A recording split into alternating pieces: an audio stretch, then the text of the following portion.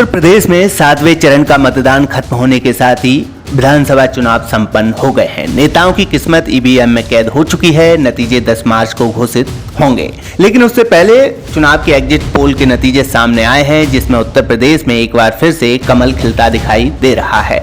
Exit poll में BJP की बड़ी जीत होती नजर आ रही है, यानी यूपी में एक बार फिर से बीजेपी की सरकार बन सकती है। आज तक एक्सिस माई इंडिया के एग्जिट पोल के मुताबिक यूपी में बीजेपी इतिहास रचते हुए फिर से सत्ता में वापसी करती दिखाई दे रही है। बीजेपी गठबंधन को 288 से 326 सीटें मिलने का अनुमान जताया गया है, जबकि समाजवादी पार्टी गठबंधन को 71 से 101 सीटें मिल सकती हैं। बहुजन समाज पार्टी महज 3 से 9 सीटों पर सिमटती नजर आ रही है, जबकि अन्य के खाते में 2 से 3 सीटें जा सकती हैं।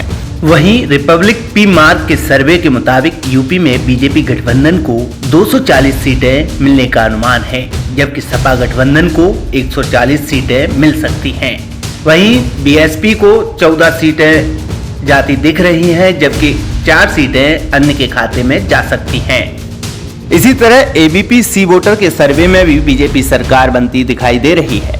एबीपी सी वोटर के सर्वे में बीजेपी को 228 से 244 सीटें मिलने का अनुमान जताया गया है, जबकि सपा को 132 से 148 सीटें मिल सकती हैं। बीएसपी को 13 से 21 सीटें मिलती दिखाई दे रही है, वहीं अन्य के खाते में 6 से 8 सीटें जा सकती हैं। इसी तरह न्यूज 24 और टुडे चाणक्य के सर्वे में बीजेपी को 294 सीटें मिलने का अनुमान जताया गया है, जबकि सपा को 105 सीटों से संतोष करना पड़ सकता है। वहीं बीएसपी के खाते में 2 सीटें जा सकती हैं, जबकि अन्य को भी 2 सीटें मिलने का अनुमान जताया गया है। इसके अलावा इंडिया न्यूज और जन की बात के एग्जिट पोल में बीजेपी गठबंधन को 222 से 260 सीटें मिलने का अनुमान जताया गया है। वहीं सपा गठबंधन को 135 से 165 सीटें मिल सकती हैं, जबकि बीएसपी को 4 से 9 और कांग्रेस को 103 सीटें मिलने का अनुमान है।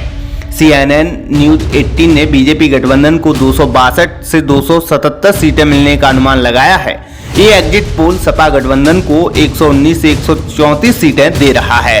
टाइम्स नाउ नव भारत के एग्जिट पोल के अनुसार बीजेपी को 225 सीटें मिलने का अनुमान जताया गया है। सपा गठबंधन 151 सीटों पर सिमट सकता है। बसपा को 14 सीटें मिल सकती हैं, तो कांग्रेस के हाथ में 9 सीटें जा सकती हैं। बता दें कि ये फिलहाल एग्जिट पोल के नतीजे हैं। यूपी की सत्ता पर कौन काबिज होगा, इसका फैसला तो 10 मार्च को नतीजे घोषित होने के बाद ही होगा।